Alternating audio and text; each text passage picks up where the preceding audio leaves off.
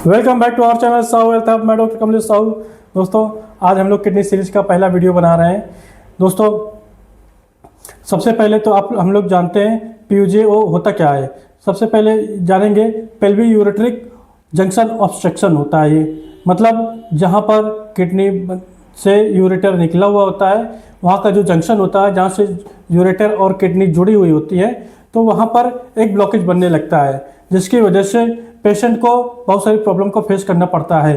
जैसे कि अगर यूरेटर का जो ब्लॉकेज होता है, अगर वहाँ पे ब्लॉकेज की वजह से पेशेंट का जो यूरिन होता है वो सही से बाहर निकल नहीं पाता है, और साथ ही साथ वो यूरिन रीनल में भरा हुआ रहता है, जिसकी वजह से रीनल में इन्फेक्शन हो जाता है, जिसको हम लोग हाइड्रोनेफ्रोसिस बोलते हैं। साथ ही साथ इसमें स्वेलिंग भी आने लगती है। अगर इसके कारण के बारे में बात करते हैं तो सबसे पहले अगर देखा जाए तो छोटे बच्चों में जो होता है, तो वो कोई बाहरी दबाव होता है उसकी वजह से हो सकता है, या अंदरूनी कोई दबाव होता है उसकी वजह से हो सकता है, या फिर बच्चों की जो यूरेटर है सही से डेवलप ना हुआ हो तो उसकी वजह से भी हो जाता है, या फिर मस्कुलर डिफिशियंसी भी हो सकती है उसमें।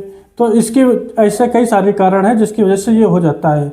अगर इसके डायग्नोसिस के बारे में बात करें तो इसका जो डायग्नोसिस है वो अल्ट्रासाउंड होता है। सोनोग्राफी ही सबसे बेस्ट तरीका है जिससे हम लोग को ये पता चल पाती है। और अगर इसका ट्रीटमेंट के बारे में बात करें तो इसमें ना मैक्सिमम पॉसिबिलिटी कि इसमें सर्जरी करानी पड़ती है।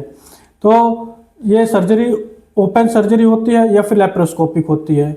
और अगर इसके सिम्टम्स के बारे में बात करें या जो क्लिनिकल फीचर्स होते हैं उनके बारे में बात करें तो सबसे पहले तो रीनल लंप बनने लगता है, यानी कि जो किडनी होती है उसमें गांठ बनने लगती है, और साथ ही साथ आपके जो किडनी वाले एरिया है वहाँ पे दर्द होने लगता है, और यूरिनरी ट्रैक्ट इन्फेक्शन हो सकता है, और स्टोन हो सकता है, और हिमेचुरिया हो सकती है। ऐसे कई सारे कारण होते हैं जिसकी वजह से ये हो जाता है। और साथ ही साथ अगर ये जब होता है तो पेशेंट को जो किडनी में दर्द होता है बहुत ज़्यादा होता है।